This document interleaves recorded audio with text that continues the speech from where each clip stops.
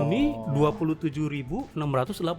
Artinya lebih dari 80%. Oke. Artinya penambahan kuota untuk Haji Plus ini pelanggaran undang-undang. Nah, ada tiga clue dia bilang gitu. Yang pertama, itu beredar informasi bahwa setiap anggota atau pimpinan di DPR itu mempunyai slot kuota Haji Plus.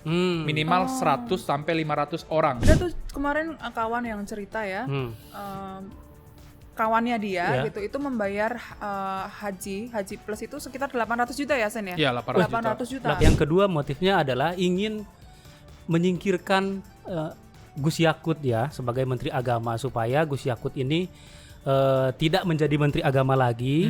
Ada juga partai yang ingin menjaga Yakut sebetulnya lewat pansus itu. Tapi di dalam intinya gini, jangan keras-keras lah. Oh.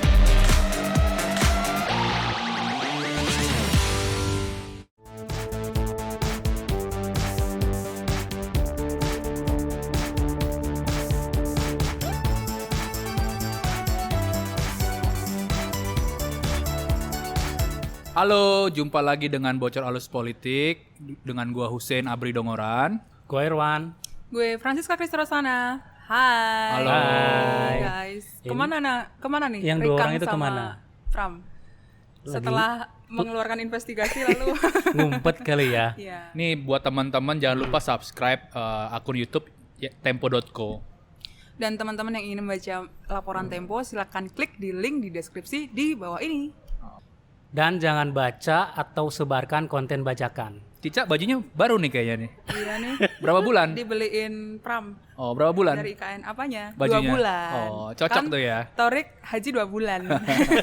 Haji Torek 2 bulan. Iya. Nah ini ngomongin haji kayaknya menarik nih. Iya, Lagi kita rame ngomongin nih. haji nih untuk episode ini karena kemarin DPR kan sudah mengetuk ya di rapat paripurna dipimpin langsung oleh Muhaimin Iskandar, Ketua Umum PKB untuk membuat pansus haji begitu. Ya. Nah itu gimana Sen tuh ya? Jadi ada beberapa tahapan ya. Ini mungkin gue memulai dari 1 Juli dulu ya. Waktu itu di Komisi 8, Komisi Agama DPR itu diadakanlah rapat tim pengawas haji. Itu mereka rapat setelah mereka pulang dari Mekah ya, dari Arab Saudi di situ. Nah di situ dirumuskan segala macam. Kita mau gimana nih dengan haji yang mereka anggap kurang bagus, pelaksanaannya banyak keluhan dan bahkan ada dugaan permainan kuota haji itu ya begitu. Lalu lagi-lagi di tanggal 1 Juli itu di Komisi 8 itu Muhaimin Iskandar yang mimpin. Jarang-jarang tuh dia memimpin. Tumben dia. Gus Imin ini ya. Dan di rapat paripurna juga Muhaimin Iskandar Muhaimin yang juga memimpin dari di paripurna situ ya. di tanggal 1 Juli itu sudah mulai disebarkan lah tuh surat-surat atau kertas berisi untuk tanda tangan para anggota dewan. Jadi untuk pansus itu kan minimal 25 anggota dewan ya dari lintas fraksi untuk bisa diajukan ke paripurna. Dari 1 Juli sampai kemarin tanggal 10 Juli itu udah terkumpul sekitar 40 lebih kalau anggota dewan yang nekat akhirnya disahkanlah di paripurna kemarin ya. Dan itu sudah disetujui semua pimpinan tentu saja ya. Ya, tanggal 9-nya atau sehari sebelum paripurna itu ada rapat Bamus. Bamus itu adalah rapat pimpinan DPR maupun dengan pimpinan fraksi yang ada di DPR yang untuk menyetujui atau tidak menyetujui agenda-agenda di DPR gitu. Karena bulat juga di Bamus akhirnya mulus juga kan di paripurna itu. Betul. Dan Caimin ini kan dan Gus Imin ini kan ketua tim pengawas pelaksanaan haji ya. Betul.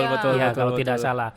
Nah, apa sih temuan dari tim pengawas haji yang diketuai oleh Caimin ini? Oke. Jadi ada beberapa hal ya sebetulnya menjadi sorotan tim pengawas haji. Tapi yang pertama yang paling menjadi kayak ibaratnya punch-nya begitu ya, itu adalah soal dugaan permainan kuota haji begitu. Jadi di 2023 itu pemerintah Indonesia mendapatkan tambahan sekitar 20.000 kuota haji dari yang awalnya 221.000 menjadi 241.000. Nah, 20.000 itu datang atau dapat ketika Jokowi ya pergi ke Arab Saudi dan pulang-pulang mendapatkan tambahan nih 20.000 kuota. Nah, sesuai dengan undang-undang seharusnya kan undang-undang haji ya. Undang-undang haji itu harusnya kuota Haji Plus itu 8% dari total kuota. Betul. Artinya dari 241.000, 8%-nya itu boleh diajukan untuk Haji Plus begitu. Nah, itu pun dikunci ya di dalam rapat panja di Komisi 8 sekitar bulan November 2023. Di sana ya penuh dihitung juga lah berapa harga haji segala macam kebutuhan dan lain-lain berdasarkan dengan asumsi 241.000 haji biasa begitu ya. Nah, di situ disetujui bahwa kuota tadi adalah 8% untuk haji plus tambahan itu yang 20.000 dan sisanya itu untuk haji biasa reguler. Oke. Nah, tiba-tiba di bulan Maret ya, Februari Maret begitu, datanglah tuh seorang Dirjen Haji ke Komisi 8 DPR, ketemu sama pimpinan-pimpinan komisi di sana dan menjelaskan bahwa ini nanti haji ini kuota tambahan ini akan dibelah dua. Belah alpukat lah, plek gitu kan, belah dua. Sekitar 10.000-nya itu untuk haji plus, 10.000-nya itu untuk haji reguler haji begitu. Khusus dah, sisanya haji reguler. Menurut kawan yang ada di Komisi 8, si Dirjen Agama ini bilang bahwa ini sesuai dengan pemerintahan Arab Saudi, instruksi atau misalkan edaran dari Arab Saudi. Dibilang adalah dari suatu sistem segala macam yang mana ada suratnya ke mereka. Tapi pimpinan Komisi 8 ini meminta Dirjen Haji mana buktinya, mana suratnya begitu. Nah, si Dirjen Haji ini nggak bisa menunjukkan buktinya ini nggak ada gitu, nggak kuat segala macam. Lalu si kawan ini juga bilang bahwa loh, Januari kan Pak Jokowi sudah mengeluarkan Kepres kan, Kepres yang berisi tentang kuota haji reguler dan juga nominal-nominal turunan harganya untuk haji reguler itu.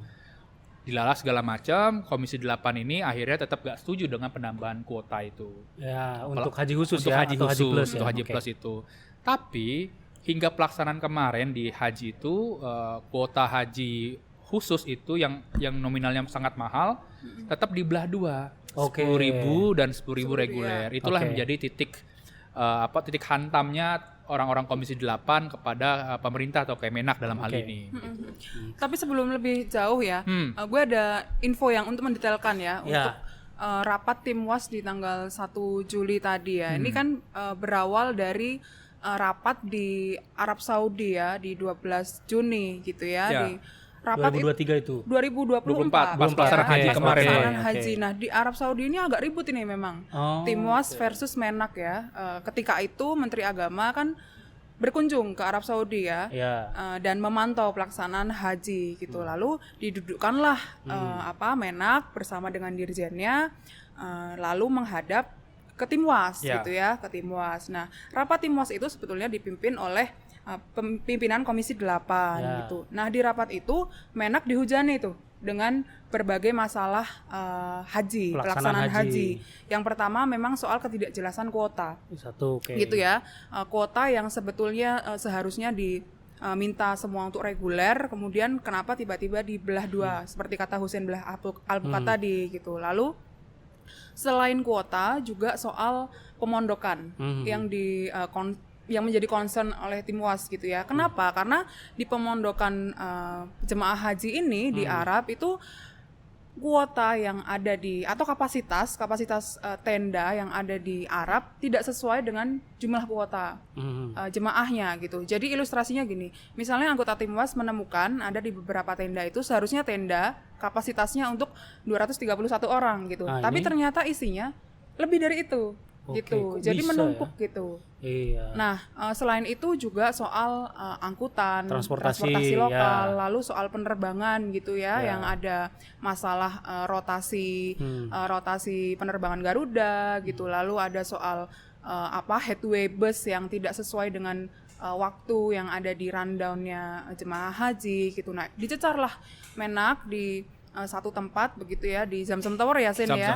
Di Zamzam Tower gitu. Lalu tidak semua bisa dijawab gitu. Nah, karena ada Caimin di situ. Caimin tidak hadir. Nggak ada. Kalau ada menarik.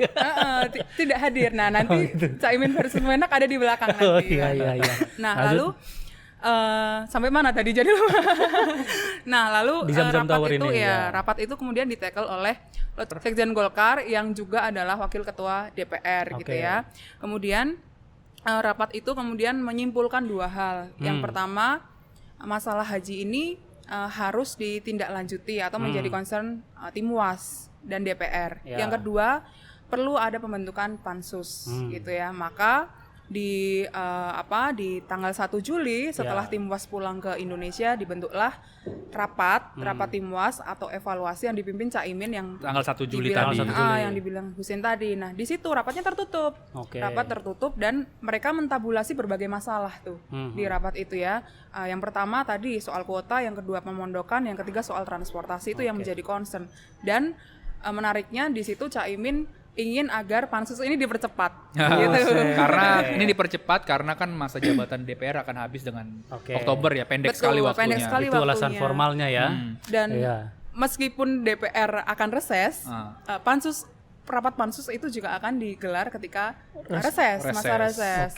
Targetnya selesai Agustus atau September. Itu gitu. emang boleh? Ada sesuai tatib kalau misalkan persetujuan sih boleh. Iya, harus ada persetujuan pimpinan DPR. Iya. Gue nambahin soal Cica tadi jelasin yang di tenda itu terjadi penumpukan. Jadi Aceh Hasan, Wakil Ketua Komisi 8 itu juga sampai ngitung, Wan. Jadi di tenda itu tertulisnya 350 orang dalam tenda.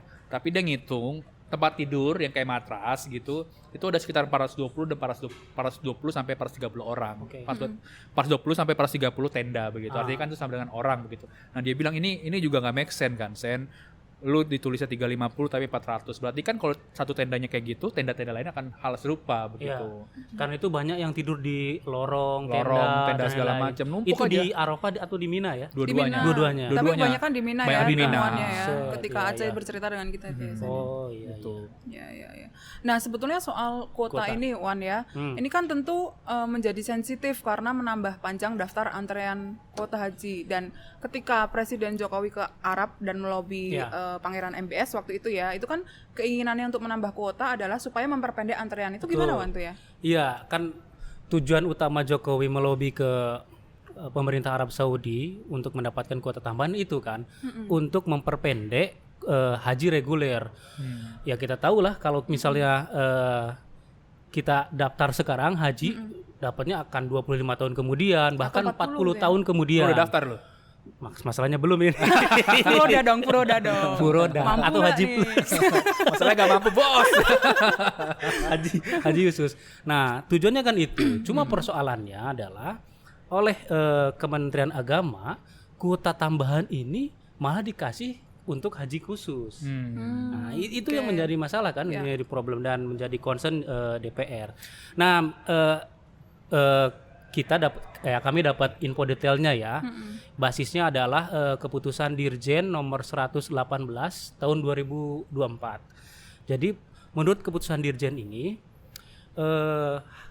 jumlah kuota haji khusus atau haji plus ini adalah 27.000 lebih. Rinciannya ini ada. Kuotanya itu 27.680. Haji plus nih ya? Haji plus nih. Sementara kuota totalnya itu adalah 241.000. Jadi kalau misalnya kita kali 8% kali 241.000, harusnya dapatnya 19.280. Lebih berarti itu. Ini 27.680. Artinya lebih dari 80%. Artinya penambahan kuota untuk haji plus ini pelanggaran undang-undang haji itu ya. Undang-undang haji. Nah, ini lebih kan 8% iya, itu. nah ini pidana atau apa ya kalau kayak gitu? Ngeri-ngeri sedap ini kan. Nanti tanya sama supir tembak kita yang gondrong ini. Ngeri-ngeri sedap. Udah masuk hukum sana aja. Iya. Ngebayangin itu lebih dari 8% gitu. Nah, sebetulnya semula itu adalah kita kan pemerintah Indonesia mendapatkan kuotanya 221. Nah, dalam hitungan Kemenak udah bener nih, 221 kali 8% adalah 17.680, udah bener nih. Tapi akibat ada penambahan itu 20.000, yang 10.000-nya itu dikasih untuk haji khusus, jadi lebih gitu loh. Jadi lebih dari 8%. Kalau gua hitung-hitung itu sekitar 11,5%. Sekitar 8.000-an lagi ya ekstranya ya. Udah bayangin itu. Nah, ini soal kuota ini sebetulnya DPR menilai Kemenak juga tidak konsisten, Wan ya. Karena di 2023 itu ya. Betul. Jadi di 2023 itu pemerintah Indonesia mendapatkan kuota tambahan 8.000. Sebesar 8.000. Nah, Kemenak waktu itu sebetulnya di undang-undang itu kuota tambahan ini diserahkan kepada Kemenak tapi atas persetujuan dengan DPR kan. Nah, sebetulnya waktu 2023 waktu itu Kemenak ngotot agar kuota tambahan ini dialihkan ke reguler untuk mengurai antrean tadi. Nah, penilaian DPR itu kenapa kemudian di 2024 sikap Kemenak berbeda? Nggak konsisten. Iya. Kenapa ngotot gitu ya? Iya, betul. Nah, ini yang menjadi questioning oleh anggota DPR. Wan, tadi kan lu jelasin tuh persentase ya. Artinya kalau misalkan yang reguler ini itu masih banyak yang gigit jari dan jangan-jangan waktu tunggunya makin lama juga nih dengan kelakuan atau peristiwa seperti ini. Ya betul. Jadi ya artinya sebetulnya tidak menjawab lobby dari Jokowi ya atau dari pemerintah Indonesia untuk memperpendek waktu tunggu jamaah haji reguler. Nah, ini yang kacau kayak gitu. Apalagi misalnya kuota jamaah haji khusus ini untuk siapa nih? Nah, kan kebanyakan kan pasti untuk orang yang kaya, yang hajinya udah kesekian kali ikut haji lagi lewat haji khusus, kan itu yang problem kan. Sementara yang misalnya di pelosok desa yang sudah nabung berpuluh-puluh tahun ngantri gitu loh, nggak dapat gitu. Sementara orang kaya karena dapat kuota haji khusus langsung dan dia udah berkali-kali haji lagi. Nah, ini kan problem. Haji kuadrat. Atau kalian daftar ini aja keluarga Halilintar biar Torik 2 bulan naik haji. Kita udah tua bos, bukan 2 bulan. Ya, dengan adanya kuota, ini Sen gue nanya ya, dengan adanya penambahan kuota yang tentunya sangat gurih nih kan. Ini ada hengki-pengkinya gak ada Sen ini? Ini yang ngelempar bola panas ke gua nih ya. Kalau pertanyaan berat soal gini kasih gua. Yang bahaya lo aja. Ampun. Jadi pasca dibukanya tuh keran Haji Plus itu Komisi 8 juga kasak kusuk nih. Nah, ini sebenarnya apa yang terjadi sih segala macam dan lain-lain gitu. Saling mengecek lah antar anggota dan ke luar DPR juga begitu. Nah, ada tiga clue dia bilang gitu. Yang pertama itu beredar informasi bahwa setiap anggota atau pimpinan di DPR itu mempunyai slot kuota Haji Plus minimal 100 sampai 500 orang gitu. Jadi misalkan Erwan sebagai ketua Komisi 8 gitu ya, Haji Erwan Hermawan gitu kan, lu bisa tuh nentuin 500 orang ataupun ngebawa 500 orang untuk Haji Plus. Nanti akan diserahkan ke travel mana. Begitu. Nah, itu dan saling cek segala macam. Ada yang anggota nggak dapat, ada yang dapat begitu. Nah, selain itu pasti kan lu kerja nggak mungkin mungkin kan lu polos-polos banget begitu kan. Ada juga informasi dari sekitar itu tadi yang kuota itu satu orang yang berhasil diterbangkan ke Arab Saudi itu mendapatkan jatah 1.000 sampai 2.000 US dollar. Ada fee-nya untuk anggota DPR nih. Untuk anggota begitu ya. Itu mereka informasi itu saling beredar di para anggota Komisi 8. Lumayan tuh Sen. Lumayan. 1.000 kali. Itu fee-nya dari travel atau dari Kemenag nih? Ya pasti yang ngebayar siapa? Gak mungkin kan pemerintah ngasih duit, bros. Pertanyaan lu menjebak, Wan. Coba bayangin tuh Wan, kalau misalkan yang 100 saja yang dijual gitu kan kuotanya atau slotnya itu, lu kali 1.000 US dollar artinya 100.000 US dollar tuh. 100.000 berarti sekarang 1,5 miliar rupiah gitu kan kalau 100. Belum lagi kalau 500, belum lagi kalau 10.000 gitu. Karena 1.000 lah begitu. Iya. Enak ini tinggal kipas-kipas nih. Kalau gue sih beli saham Tempo. Dari haji ngejual haji. Buset. Kan fee tadi ya. Itu yang tadi hitung-hitungan ya. Tapi kalau misalkan dalam jawaban pemerintah ke anggota DPR, kalau misalkan kenapa sih lu haji regulernya ini tetap segitu aja sementara dibanyakan haji khusus adalah karena lokasinya Wan. Di Mina itu yang ada pemerintah Indonesia cuma dapat sekian aja, gini-gini aja, nggak bisa ekspansi ke daerah kanan, kiri atau enggak yang Mina luar itu, Mina Jadil itu ya. Mina Jadil. Makanya argumen pemerintah kita, Kemenak kita adalah karena itu, makanya dialihkanlah daripada numpuk di Mina lebih baik di haji khusus itu. Oke. Senca nih, gua nanya nih, terserah siapa yang jawab ya. Pembagian kuota tambahan ini seperti apa sih yang kalian dengar gitu? Menurut asosiasi atau apalah gitu, Kemenak? Iya, sebetulnya nanti Husein nambahin ya. Sebetulnya pembagian kuota itu yang Haji Plus itu diserahkan kepada asosiasi. Nah, sebelumnya di tahun-tahun sebelumnya itu memang diserahkannya ke agen-agen gitu. Nah, sekarang ada aturan baru tuh dari pemerintah Arab untuk ada link antara asosiasi yang di Indonesia dengan konsorsium yang ada di Arab Saudi. Jadi konsorsiumnya itu sudah diatur gitu ya. Nah, kemudian nanti agen-agen yang di Indonesia itu yang kebagian kuota itu masuk dalam asosiasi-asosiasi tadi, kelompok asosiasi. Jadi satu asosiasi tuh misalnya mereka punya 2 konsorsium kayak Ampuri ya. Ampuri itu punya 2 konsorsium gitu. Nanti membawahi tuh beberapa agen gitu ya, kantor agennya haji gitu. Nah, nanti satu konsorsium itu diberikan kuota misalnya 1.500. Nah, Ampuri itu kan punya dua konsorsium itu tadi ya. Yang ke Mekah ya. Yang ke Mekah gitu. Nah, itu dibagi yang konsorsium 1 itu mendapatkan kuota misalnya 1.500, yang 2 ini juga 1.500. Ini info lu dapat dari mana, Ca? Dari asosiasi. Mereka yang cerita ke dari kita. Dari Ketum Ampuri ya? Betul, dari Ketua Umum Ampuri gitu. Jadi yang menikmati 10.000 Haji Plus ini siapa? Haji khusus ini siapa ya? Konsorsium mana ya? Kayaknya bagi rata ya tadi ya. Iya, bagi rata. Kalau kita lihat pembagiannya itu kan ke asosiasi-asosiasi, jadi diserahkan kepada asosiasi tadi gitu, dan asosiasi ini yang kemudian menangani user-usernya itu. Iya. Tapi ada juga penjelasan dari Ketum Ampuri ya, Cak ya. Dia bilang bahwa ini karena di Mekah ini lagi pembangunannya besar-besaran, banyak hotel dan seterusnya, maka klaimnya mereka lagi-lagi nih ya, bahwa maka pemerintah Arab Saudi itu mendorong supaya diperbanyak Haji Plus begitu. Karena kan kalau Haji Plus, lu nginepnya nggak usah di tenda-tenda, di hotel-hotel yang ada di Mekah maupun di Madinah begitu ya. Nah, makanya mereka juga dapat informasi itu di bulan Januari kan. Betul, di bulan Januari ada rapat segala macam dan dijelaskan lah bahwa akan ada penambahan kuota Haji Plus ini. Dan kalau Haji Plus ini kan mahal banget ya, dan lu nggak ada batas atasnya begitu. Nggak ada, hanya ada batas bawah tuh. Iya, dan nggak menyelesaikan masalah. Karena kan masalah kita itu adalah waktu tunggunya yang lama. Makanya kan minta tambahan kuota kan. Ada tuh kemarin kawan yang cerita ya. Kawannya dia gitu itu membayar haji plus itu sekitar 800 juta ya Sen ya? Iya, 800 juta. 800 juta. Dan itu langsung berangkat. Buset. Gitu. Jadi kalau di antrian Haji Plus itu kan seharusnya ada hitungan antriannya sekitar 7 tahun. Nah, itu langsung berangkat. Lu gitu. punya duit segitu bisa bikin pecel lele 50 tempat, Bos. Iya. Buset. Ya daripada nunggu 40 tahun, Sen. Oh iya, kamu punya duit itu ya. Ya, makanya masuk keluarga Halilintar. Ya ada teman juga yang ditawarin $13.000. Itu termasuk relatif murah ya. Murah, 13.000 berarti nggak nyampe 250 juta lah ya. Itu murah berarti Haji Plus ya. Murah. Berarti itu tarif yang bawah ya. Iya. Buset. Begitu. Nah, tadi kan gue udah jelasin soal kuota gini kan. Tadi kan juga di sounding soal kejadian-kejadian berulang gitu ya. Apa aja Bang temuan lu juga pas liputan ini? Iya, sebetulnya persoalan haji ini memang berulang ya tiap tahunnya. Misalnya taruhlah misalnya di 2024 sekarang nih temuan dari tim Was DPR ya yang dipimpin Caimin. Selain soal tenda yang over capacity, lalu juga ada antri toilet nih.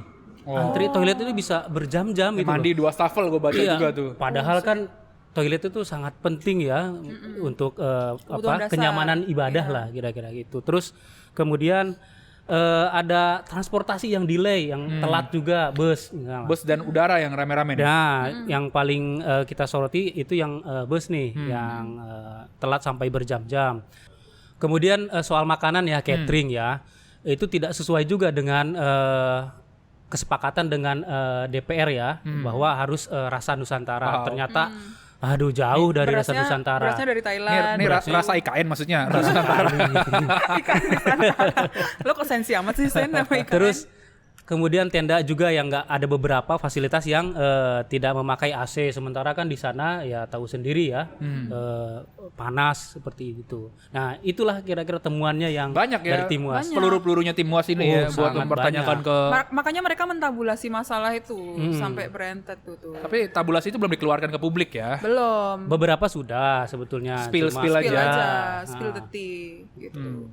Tadi soal transportasi sudah disounding sama Erwan ya, soal darat. Nah lu, gue dengar ada info juga tuh soal penerbangan ya. Gimana Cak, jelasin? Iya, jadi penerbangan ini jadi sorotan tuh. Karena maskapai itu bisa sampai delay, kawan kita ya, bahkan merasakan delay itu sampai lebih dari 20 jam. Buset. Gitu, terus yang harusnya penerbangan dari bandara, harusnya dari dia berangkat dari Jeddah ke Indonesia, kembali ke Indonesia, itu dia bukan dari Jeddah flightnya, tapi dari Mina lagi, balik lagi ke Mina gitu. Nah masalah-masalah ini pelurunya ditembakkan ke Garuda nih. Nah, menurut informasi dari internal BUMN yang tahu ya soal penerbangan Garuda ini, sebetulnya memang ada semacam miskomunikasi gitu antara maskapai dengan Kemenak gitu ya. Jadi sebetulnya maskapai ini sudah mengajukan beberapa kuota flight itu ke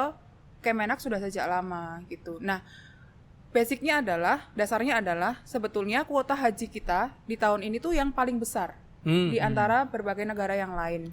Untuk flight. Jumlah kuotanya. Kuota hajinya. Tapi slot flightnya sama dengan yang tahun sebelumnya.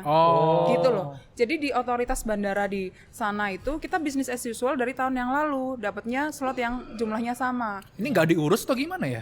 Nah, sebetulnya dari Garuda itu sudah melakukan penyewaan ke lessor itu sudah sejak 7 bulan yang lalu gitu untuk menambah jumlah flight itu gitu. Nah, lalu untuk mendapatkan slot kan Garuda tidak mungkin langsung mengajukan ke pemerintah Arab Saudi, tapi melalui pemerintah Indonesia gitu. Nah, nggak tahu kenapa apakah negosiasi pemerintah Indonesia yang telat dengan Arab Saudi atau hal lain, tiba-tiba slot yang diberikan oleh pemerintah Arab Saudi itu tidak sesuai dengan jumlah kuotanya, makanya terjadilah rotasi penerbangan itu tadi dari yang Jeddah harusnya ke Madinah lagi ya. Dari Madinah harusnya ke Jeddah, lalu si jemaah ini tuh balik lagi deh ke Madinah ya, ke Madinah itu. Maksudnya Erwan maksudnya Cica gini Wan, biasanya kan ada jemaah haji yang dari Jakarta terbang ke Madinah gitu ya. Langsung ya. Madinah langsung. Lalu lu pulangnya harusnya dari Jeddah gitu kan. Nah, gitu. Biar sekali jalan begini, tapi gara-gara ada peristiwa ini udah sampai Jeddah, balik lagi tuh ke Madinah. Nah, soal penerbangan ini juga sebetulnya ada tantangannya di Garuda. Kenapa? Karena Garuda ini agak kesulitan nih menyewa pesawat dengan jumlah penumpang yang sedemikian besar gitu. Kenapa? Karena ketika pandemi itu kan jumlah pesawat Garuda dikurang-kurangi ya.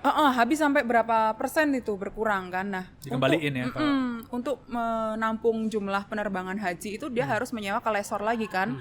Nah, untuk menyewa ke lessor ini Garuda tuh mencari lessor ke beberapa negara sampai ke Eropa, Timur Tengah dan segala macamnya. Karena mencari yang murah gitu ya. Gak dapat ini. Wah, ini ngelola acara besar kok nyari-nyari murah ya? Ini nyari untung atau gimana, Cak? Karena habis pandemi itu, dan mencari harga yang bersaing kan susah gitu kan. Nah, lalu proses mencari armada pesawat yang sedemikian rumit itulah yang kemudian bukan menghambat sih, tapi kemudian menambah tantangan Garuda untuk menambah jumlah pesawatnya gitu. Jadi nggak cuma soal ini aja ya, soal pengajuan jumlah pesawat ke pemerintah Indonesia saja, tapi juga dari awal mencari pesawatnya udah susah gitu. Dan negara yang lain yang juga punya jemaah haji yang diterbangkan ke Arab Saudi kan menyewa pesawat dengan harga yang lebih kompetitif gitu. Kita kan sudah jelaskan nih poin-poinnya akan jadi peluru lah di pansusnya, tapi menurut lu Wan, ada nggak sih motif politik dalam terbentuknya pansus ini? Apalagi kan Caimin tiba-tiba memimpin ujung tombak pansus ini kan? Betul. Dari temuan kita gimana Tuan? Betul. Ya kalau berbicara pansus itu kan tentu politik ya. Pansus ini kan politik. Nah dari informasi yang kami peroleh di lapangan ya, jadi ada 3 motif nih membentuk pansus ini. Yang pertama tentu motifnya mulia nih, kan ingin membongkar persoalan laten pelaksanaan haji yang dari tahun ke tahun ya bermasalah gitu loh, mulai dari catering, tenda, dan juga yang terbaru kan kuota ya, yang paling besar skandalnya kan. Partai apa nih yang berniat untuk membongkar motif ini? Adalah yang kemarin habis ngusung Anies. Betul ya, itu kan. Lalu kemudian ada yang kedua, motifnya adalah ingin menyingkirkan Gus Yakut ya sebagai Menteri Agama, supaya Gus Yakut ini tidak menjadi Menteri Agama lagi. Jadi Prabowo terbuka gitu dengan informasi dari pansus itu, sehingga melihat ini menteri masalah nih, sehingga gak dipakai lagi. Bahkan infonya sampai ingin di-reshuffle gitu loh sebelum masa Jokowi habis ya. Nah yang ketiga, satu lagi, ada juga partai yang ingin menjaga Yakut sebetulnya. lewat pansus itu, tapi di dalam intinya gini, jangan keras-keras lah. Karena ada yang meredam lah. Ada motif bisnisnya ya. Ada motif bisnis. Nah, itu. Kita tahu tuh, tapi nanti aja lah ya. Iya. Nambahin Erwan ya. Jadi memang ada satu diskusi untuk yang motif politik tentu saja ya, bahwa pansus ini memang lekat dengan tujuan politik gitu ya. Yakni ada semacam obrolan begitu di internal inisiator pansus, yakni Golkar dan PKB gitu ya. Yang pertama tentu saja untuk paling tidak untuk mereshuffle atau mendongkel Yakut dari posisi kabinet sebelum Yakut turun masa jabatannya di Oktober gitu. Karena kita lihat pansus itu kan targetnya Agustus atau September gitu selesai gitu, dan keinginannya adalah untuk mendongkel Yakut sebelum Oktober selesai. Nah, yang kedua, selemah-lemahnya iman jika tidak bisa mendongkel Yakut, ya memberikan noda hitam kepada Yakut sebelum dia lengser sebagai Menap. Dan tentu saja ini ada persaingan calon menteri kan. Calon menteri, dan kita tahu sebetulnya inisiator pansus itu ketua Timwas kan Gus Muhaimin ya, dan Yakut gitu yang secara politik sangat berseberangan nih. Jadi kutub utara kutub selatan gitu. Tapi ada juga tambahan, Cak. Ini dari orang Kim ya, bahwa ini kan Yakut berasal dari Ansor kan. Ansor adalah dari PBNU begitu. Jadi mereka bilang bahwa di pemerintahan Prabowo Gibran ini PBNU ataupun Ansor nggak usah dapat banyak-banyak lah. Kenapa? Karena kan mereka udah dapat tambang-tambang tuh. Udah lu tambang aja lah bos, dia bilang gitu. Jangan main menak-menak lagi. Nggak usah kementerian-kementerian lagi gitu. Jadi pembagiannya lebih rata. Asian value. Artinya PKB yang ingin menak jangan-jangan ya. Nah, menarik nih melihat hubungan antara Gus Yakut dan Gus Muhaimin. Kenapa? Karena hubungan mereka itu sebetulnya dulu harmonis, baik-baik saja gitu. Hubungan keduanya itu baru tajam atau meruncing ketika Yakut menjadi Menak, diangkat menjadi Menak, menggantikan Fahru Rozi kan. Sebelumnya Yakut itu kan jadi wakil ketua Komisi 2 DPR di periode 2019-2024 gitu. Nah, orang-orang yang ada di ketua komisi atau pimpinan komisi itu biasanya yang deket tuh sama Caimin gitu, yang dari PKB ya, itu yang deket dengan Caimin gitu. Nah, Jokowi menunjuk Yakut sebagai Menak gitu. Kabarnya Caimin tidak berkenan karena tidak menjadi representasinya PKB gitu. Karena dulu Caimin itu sebetulnya menginginkan Menaknya adalah orang dekatnya. Dua orang yang jadi calonnya, Jazilul dan atau kerabatnya yang sekarang menjadi Mendes, Gus Halim gitu. Nah, setelah itu hubungan mereka renggang. Nah, selain itu, seiring perjalanannya juga sebetulnya hubungan mereka retak karena manuver Gus Yakut untuk mengambil PKB. Oh ya, sempat ramai, sempat ditulis juga di majalah Tempo. Betul, iya. Dan setelah itu soal Pilpres gitu ya, bahwa Caimin dan Gus Yakut ini berseberangan kubu nih gitu. Gus Yakut ada di kubu pemenangan Prabowo Gibran nih gitu. Bahkan kita sudah menulis juga waktu itu Gus Yakut dengan instrumen Kemenaknya gitu ikut memenangkan Prabowo Gibran, ikut membantu pemenangan Prabowo Gibran gitu. Nah, sebetulnya Gus Yakut kenapa ditunjuk menjadi Menak waktu itu, dia dekat dengan lingkarannya Jokowi dan dia waktu menjadi ketua Ansor kan juga ikut memenangkan Jokowi di 2019 gitu, dan dia berhubungan dekat tuh dengan circle-nya Jokowi gitu ya, seperti Erick Thohir, Luhut dan sebagainya gitu. Oke, cukup Cak, jangan dibocorin lagi. Kalau lu mau tahu lebih detail, lu bisa baca di laporan majalah Tempo nanti di pekan depan. Yang ditulis oleh Husein Abri Dongorai. Haji Husein. belum. Semoga tayangan kita ini bermanfaat ya untuk calon jemaah haji nanti, supaya ada perbaikan lah ya. Ya, supaya yang petani-petani yang antrinya lama itu bisa segera berangkat haji begitu ya, nggak disalip-salip oleh kondektur bus begitu. Oke, saksikan terus Bocor Alus Politik hanya di YouTube Tempo.co, atau kalian juga bisa mendengarkan di Spotify Bocor Alus Politik. Sampai jumpa. Bye bye.